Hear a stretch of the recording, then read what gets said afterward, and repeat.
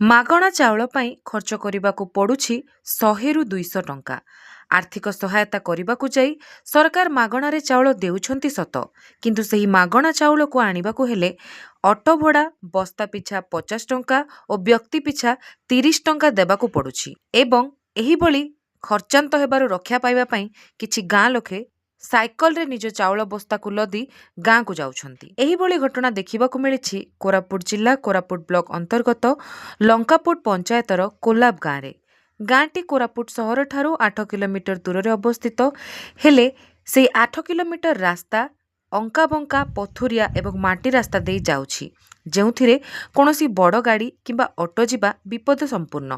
ଏହି କାରଣରୁ ଗାଁ ଲୋକେ ଦୈନିକ ନିଜର କର୍ମକ୍ଷେତ୍ରକୁ ଯିବା ହେଉ କିମ୍ବା କୁଲି ମଜୁରୀ କରିବାକୁ ଯିବା ହେଉ କିମ୍ବା କୌଣସି ଜରୁରୀକାଳୀନ ପରିସ୍ଥିତି ହେଉ ଚାଲି ଚାଲି କିମ୍ବା ସାଇକେଲରେ ରାସ୍ତା ଅତିକ୍ରମ କରୁଛନ୍ତି।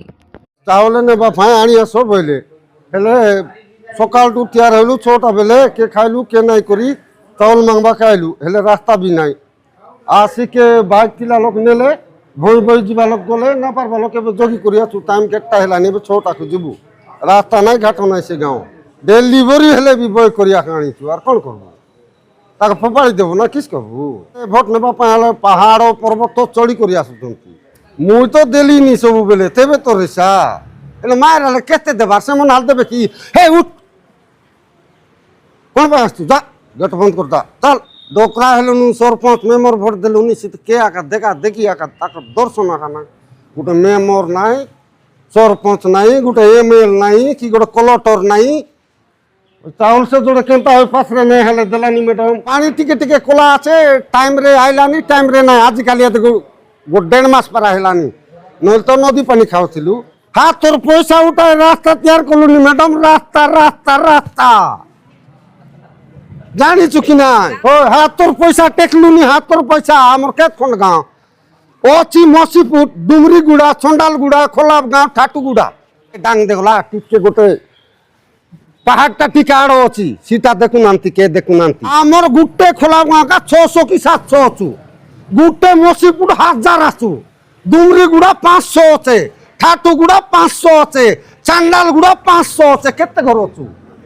লোক কেতে অছু হে সিটি গণ নলে গাঁ আও 5টা ঘরে এক রাস্তা গেলানি 5টা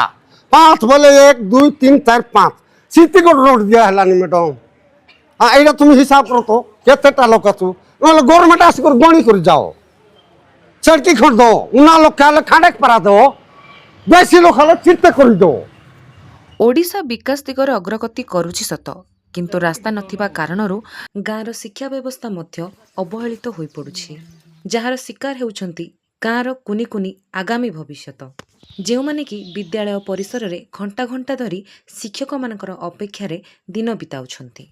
ପକ୍କା ରାସ୍ତାର ଅଭାବ କାରଣରୁ ଶିକ୍ଷକମାନଙ୍କୁ ବିଦ୍ୟାଳୟରେ ପହଞ୍ଚିବାରେ ବିଳମ୍ବ ହେଉଥିବା ମଧ୍ୟ ସେମାନେ ଅଭିଯୋଗ କରିଛନ୍ତି। ଗାଁକୁ ପର୍ଯ୍ୟାପ୍ତ ପରିମାଣରେ ପାନୀୟ ଜଳର ସୁବିଧା ମଧ୍ୟ ମିଳିପାରୁନାହିଁ। ଗାଁରେ ନଳକୂପ ଏବଂ କିଛି ପାଣି ଟାଙ୍କି ରହିଥିବା ବେଳେ ତାହା ଗାଁ ଲୋକଙ୍କୁ ପର୍ଯ୍ୟାପ୍ତ ହେଉନଥିବାରୁ ଗାଁ ଲୋକେ ନିକଟସ୍ଥ ଝରରୁ ପାଣି ସଂଗ୍ରହ କରି ବ୍ୟବହାର କରୁଛନ୍ତି ଏବଂ ସେହି ପାଣିହାଣ୍ଡିକୁ ମୁଣ୍ଡରେ ଧରି ଅଙ୍କା ବଙ୍କା ପାହାଡ଼ିଆ ରାସ୍ତା ଅତିକ୍ରମ କରୁଛନ୍ତି। ମେନ୍ ହେଲା ଆମର ଗାଁରେ ହେଲା ପାଣି ଟିକେ ପ୍ରୋବ୍ଲେମ୍ ଅଛି ମ୍ୟାଡ଼ାମ୍।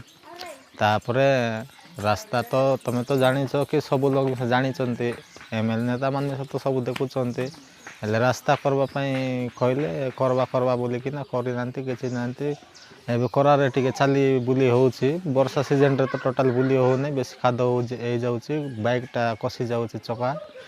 ଆଉ ବଡ଼ ଗାଡ଼ି ତ ଏଠି ଗୋଟେ ବି ନାହିଁ ଖାଲି ବାଇକ୍ ଛଡ଼ା ଆଉ ସାଇକେଲ୍ ଛଡ଼ା କିଛି ନାହିଁ। ପରିବାର ବୋଲେ ତ ଚାଲି ଚାଲି ଆକା ଯେଉଁଠି ଗଲେ ବି ସେଠି କାମ ଦାମ ଚାଷବାସ ଟିକେ କରିକିନା ଏମିତି ଚଳୁଛୁ ଆଉ ଏମର୍ଜେନ୍ସି ବୋଲେ ତ ଏମିତିରେ ନେଉଛୁ ନେଲା ପରେ ଅଧା ରାସ୍ତାରେ ବି ସେ ଲୋକମାନେ ମରିଯାଉଛନ୍ତି ବେଶୀ ସିରିୟସ୍ ଥିଲେ ଆଉ ଯଦି ବଞ୍ଚିଲା ଲଗେଇଲେ ତ ମେଡ଼ିକାଲରେ ରହିକି କରୁଛୁ ଟ୍ରିଟମେଣ୍ଟ କରୁଛୁ ଆଉ ନାଇଁ ଗାଁରେ ତ କେଉଁଠି ହେବ ଏତେ ରାସ୍ତା ତ ପ୍ରୋବ୍ଲେମ୍ ଅଛି ଆମ୍ବୁଲାନ୍ସକୁ ଫୋନ୍ କଲେ ଆସିହେବ ନାହିଁ ରାସ୍ତାରେ ରହିଯିବ ଗାଡ଼ି ବୋଲିକି ଆସିପାରୁନାହାନ୍ତି ଆଉ ରାସ୍ତା ପାଇଁ ଟିକେ ପ୍ରୋବ୍ଲେମ୍ ହେଉଛି ସ୍କୁଲରେ କାହିଁକିନା ପିଲା ଟିକେ ଶୀଘ୍ର ସାର୍ ତ ଆସିପାରୁନାହିଁ ମାଷ୍ଟର ଯାକ ଆସିପାରୁନାହାନ୍ତି ନେଟୱାର୍କ ଟିକେ ଗାଁରେ କେଉଁଠି ବାହାରିଲେ ବାହାରେ ନେଟୱାର୍କ ଟିକେ ବାଜୁଛି ନହେଲେ ନେଟୱାର୍କ କିଛି ବାଜୁନାହିଁ कि इमरजेंसी गोटे कॉल करबार अच्छी बोले बाहर को जाइए ना कॉल कर रास्ता आउ पानी आम दाबी गोटे तोर ना एमती गोटे 10-12 वर्ष है दाबी कर इलेक्शनटा बंद कराइला तापर इलेक्शन मिसा भोट बर्जन कराइला तापर केते कौन है मीडिया फिडिया डाकिकी ऐसे करी मिसा कलु सीना कौन सी जिनस है ना जमी जाक अच्छी अलग से खनीपुट आड़े एमती जमी फमी अच्छी टे से पटा जगह अच्छी से जमी जाक देना एमती सेमती बोलिकी रास्ता कर दे पारना एक्चुअली भितर थे भी ये केते किलोमीटर हो मैडम आपन तो जानी 8 किलोमीटर ना 7 किलोमीटर थी हेले एतकी कौन रास्ता कौन गोटे खरीफ दे पारना बोले आम कौन कहबू मैडम तांगे सरकार बोली आम भावुँ आम भल रास्ता देखाइबे भल गाँ को टिके सुविधा करबे बोली सीना आम जानीछु हेले तांके कर दे पारना बोले आम केमती करबू मैडम तुम आपन कोल्लाब गाँव में प्राय 600 रु ऊर्ध्व लोक रहुतबा बेले पाख आख गाँ मसीपुट चांडालगुड़ा ठाटुगुड़ार प्राय 3000 रु ऊर्ध्व लोक रास्ता नथिबारु दैनिक हंतसंत हेउछंती। सरकार को बारंबार यह समस्या संपर्क में अवगत कराउथिले मध्य कोरापुट एवं कोल्लाब गाँ मध्य किछि पट्टा जमी रहितिबा कारणरू रास्ता तैयारी होई पारुनथुबा सरकार कारण दर्शाइथिबा गाँ लोके अभियोग करिसंती। गाँ को पक्का रास्ताटीए तैयारी होइथिले एठारे रहितिबा अनेक छोट बड़ समस्यार समाधान बाहरी पारिबो बोली गाँ लोके आशायी। तेणु मु एई भिडियो माध्यम रे कोल्लाब गाँ लोकमानंकर संघर्षर सत्यासत्य कहानी उपस्थापना करी यथाशीघ्र यार समाधान करने को सरकार को अनुरोध करुछि। मु नेहा गुरु, कोरापुट, ओडिशारू।